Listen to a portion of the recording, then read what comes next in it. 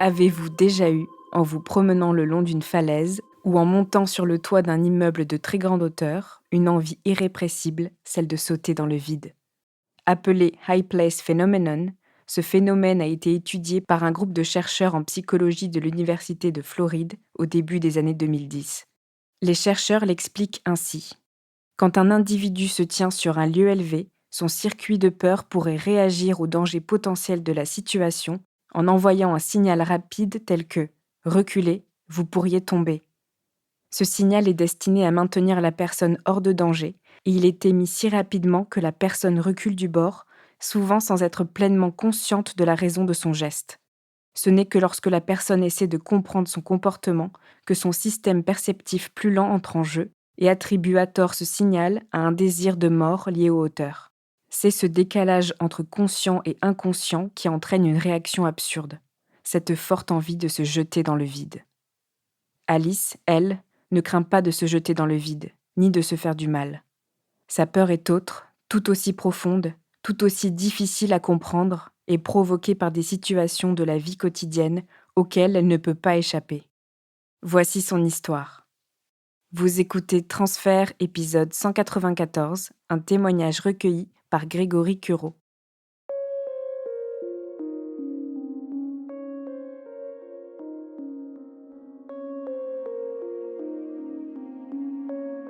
J'écoute un podcast de transfert qui s'appelle À quoi tu penses, où un homme qui s'appelle Martin raconte son histoire.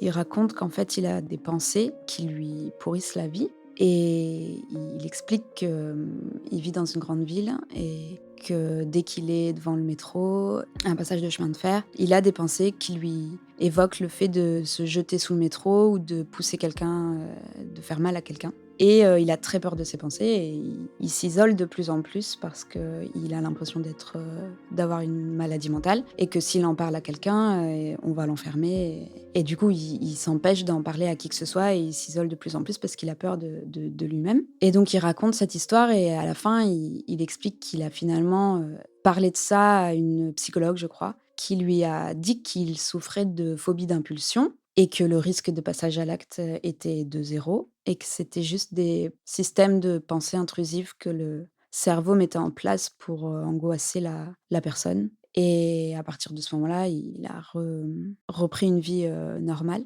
Je repense à l'épisode, assez fréquemment. Il m'évoque quelque chose, mais de façon éloignée. Les pensées de phobie d'impulsion, j'en ai eu adolescente, mais très peu et ça a pas duré longtemps. Je pense que tout le monde en a à un moment dans sa vie. Aussi par rapport au fait de pousser quelqu'un devant le métro ou de se jeter, tout d'un coup, sous une voiture, sans en avoir envie bien sûr. Donc l'épisode me parle, mais je ne sais pas à quel degré. Je sens que ça évoque quelque chose en moi, mais je sens que c'est pas exactement le même thème. Et donc j'en parle beaucoup autour de moi, j'en parle à mes amis parce que je me dis: «Si certaines personnes autour de moi souffrent de ce symptôme-là, c'est hyper important de le savoir». Vu comment lui, ça lui a gâché une partie de sa vie, il faut en parler. Et du coup, j'évoque cet épisode, assez fréquemment autour de moi. Je finis par vouloir comprendre pourquoi ça me parle autant. Je fais des recherches sur internet, sur la phobie d'impulsion. J'apprends alors que c'est un TOC, ça fait partie d'un TOC de pensée intrusive et je regarde un peu plus, de façon un peu plus poussée sur internet, les systèmes de pensée intrusive, les TOC, de pensée et je tombe sur un article où je me reconnais et c'est assez, choquant parce que cet article parle d'une phobie d'impulsion qui n'est pas la même dont souffre Martin. Ça s'appelle la phobie d'impulsion de pédophilie ou la phobie d'être, pédophile et en fait, ça se traduit par, chez moi en tout cas, ça se traduit par le fait de dès que je suis en contact avec, un ou des enfants, je m'analyse systématiquement pour savoir si dans ma tête ou dans mon corps, il y a une manifestation d'excitation sexuelle ou de fantasme par rapport à ces enfants. Ce qui n'arrive jamais, absolument jamais, mais ce qui se manifeste, c'est cette peur. d'avoir des pensées pédophiles et cette peur fait que je m'analyse, systématiquement quand je suis en contact avec des enfants et ça fait partie donc, comme la phobie d'impulsion, ça fait partie de TOC, des pensées intrusives systématiques que le cerveau met en place dans des situations, similaires.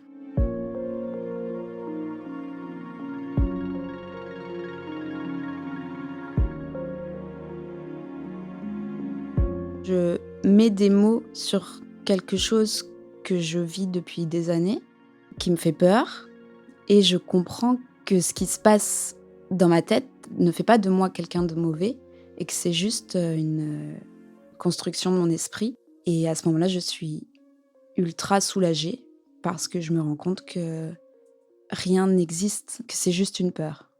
J'ai cette phobie depuis plusieurs années, depuis peut-être, la fin de l'adolescence. Je sais pas trop le situer, mais, ça fait des années. Je décide d'en parler à ma psychologue, qui me suit depuis 3 ans, parce que tout d'un coup, je me rends compte que je peux en parler sans risquer quoi que ce soit, sans risquer qu'on ait peur de moi. En tout cas, je décide d'en parler à ma psychologue. J'en parle à personne d'autre, mais je décide de lui en parler à elle parce que je sais qu'elle a les clés pour comprendre et à partir de là, on relie ça à, l'anxiété que je ressens dans d'autres domaines et de manière assez, chronique et on le relie à d'autres TOC que j'ai et donc on dédramatise beaucoup, la chose. On développe pas plus que ça. Moi, je crois que, ça me suffit de savoir que ce n'est qu'une peur. Au quotidien, j'ai besoin que les choses aient leur place, sinon j'angoisse très vite. Je mets en place des choses pour avoir ce sentiment de sécurité, comme le fait de me laver les mains 56 fois par jour ou, débrancher mon matériel avant de partir, parce que je suis de nature très angoissée. Je suis une personne très anxieuse, au quotidien. J'ai toujours peur de perdre le contrôle, je pense que contrôler les choses et ce qui m'arrive me permet de moins penser à, la mort dont j'ai extrêmement peur, les notions d'infini, de néant, c'est des choses qui me donnent le vertige et dont je m'éloigne, le plus possible et les tocs au quotidien, les gestes, sécures me permettent de ne pas penser à tout ça et je pense que, mon cerveau met en place cette phobie d'impulsion pédophile ou cette phobie de pédophilie pour venir, me tester constamment et briser un peu ce sol de sécurité que j'essaie de construire, tous les jours. J'anticipe toute situation pour, me sécuriser avant qu'elle arrive et donc je pense que, ce qui se passe quand je suis en contact avec un enfant, c'est de l'anticipation qui est mal formulée puisque ce qui arrive, c'est que je doute de ma capacité à être une personne bienveillante envers, cet enfant. Donc c'est une anticipation, maladroite, mais je pense que ça vient parler du fait que je suis angoissée de tout et que mon cerveau a besoin d'anticiper la moindre chose.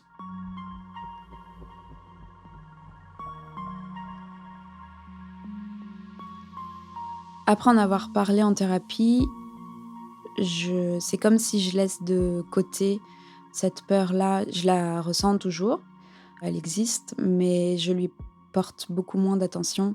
Quand je suis en situation de contact avec des enfants, je laisse passer, ces trucs dans ma tête qui me disent: «Est-ce que tu as des pensées, pédophiles ou est-ce que tu ressens quelque chose par rapport à ces enfants?» En fait, je sais maintenant que ça veut rien dire et du coup, je laisse les pensées passer, elles prennent beaucoup moins de place. Elles existent toujours, elles sont systématiques encore, mais je leur porte beaucoup moins d'attention.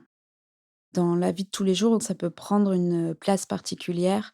Par exemple, si je suis dans un restaurant et qu'il y a une famille, mon cerveau qui m'analyse, pour savoir si, j'ai des pensées, malveillantes, ce qui dure, 1 seconde et après je vais être, plus, parasitée par la proximité, possible entre, les enfants que je vois et leur père.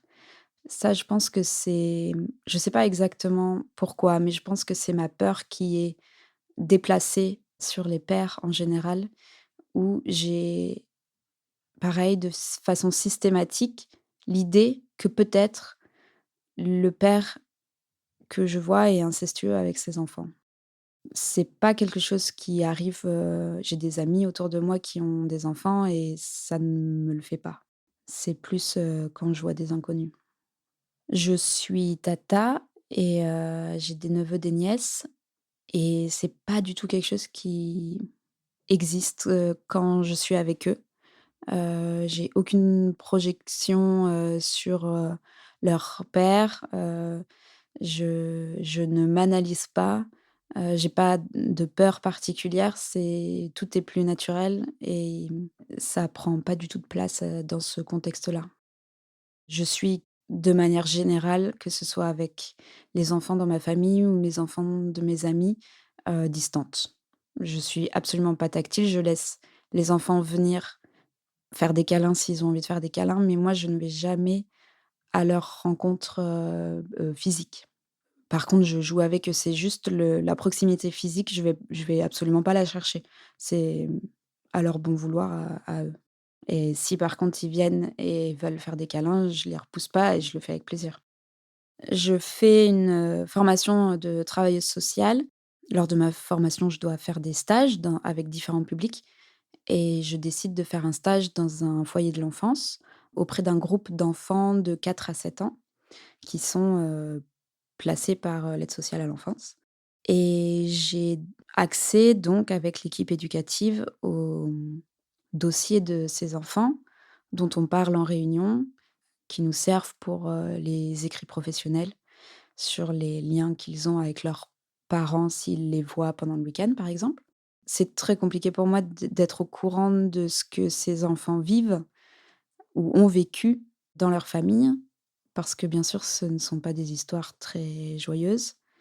On partage le quotidien de ces enfants au foyer. On les couche, on les lève, on joue, on discute beaucoup et ça leur arrive de lâcher des informations sur leur vie, familiale et c'est quelque chose avec laquelle je suis très mal à l'aise. J'ai beaucoup de mal à me détacher de leur vécu et de ce qu'ils nous livrent. J'y pense, en rentrant chez moi, j'ai beaucoup de mal à prendre du recul par rapport au stage et j'arrive pas à, voir tout ça d'un point de vue seulement professionnel. Je mets trop d'affect, ça me ça me touche trop et je décide de ne pas, une fois le diplôme en poche, de ne pas travailler auprès des enfants.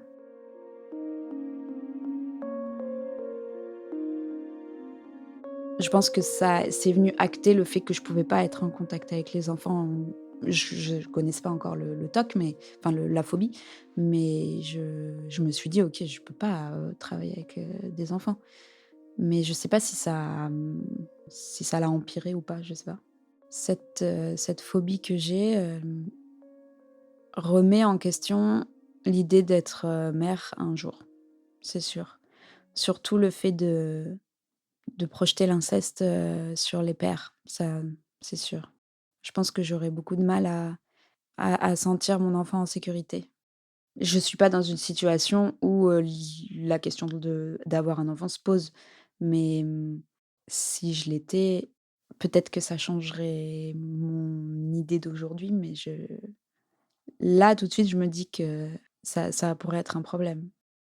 Aujourd'hui, je suis barista dans un coffee shop et donc je suis amenée à, servir des familles et le TOC de la phobie d'impulsion de pédophilie ne rentre pas en action, dans mon travail. Je pense que c'est parce que je suis assez occupée par mes tâches en tant qu'employée. Je suis concentrée par, mon travail et ça me sécurise assez, ça m'occupe assez pour ne pas partir dans les pensées de peur, que je pourrais avoir, dans un autre contexte. Je peux donc servir indépendamment des enfants, des parents, des hommes, des femmes, sans avoir de pensée particulière en tête. Le témoignage de Martin m'a tellement aidée à, découvrir mon fonctionnement et à me déculpabiliser, que, c'est pour ça que j'ai voulu témoigner de mon histoire. Si ça peut aider d'autres personnes qui souffrent de la même chose et qui en ont probablement parlé à personne, je serais ravie.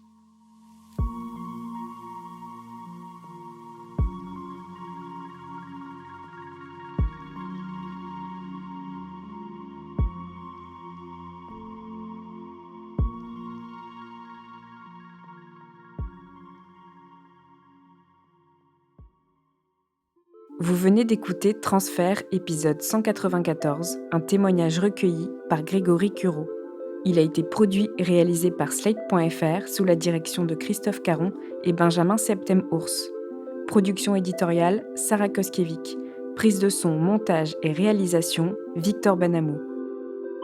Retrouvez tous les épisodes de Transfert sur Slate.fr ou sur votre application de podcast préférée. Pour proposer une histoire, vous pouvez nous envoyer un mail à l'adresse transfert@slate.fr.